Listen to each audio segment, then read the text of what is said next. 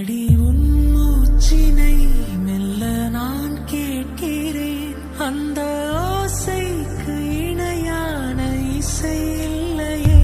உந்தன் கூந்தல் மூடி கொஞ்சம் அசைகின்றது. அந்த அசைவுக்கு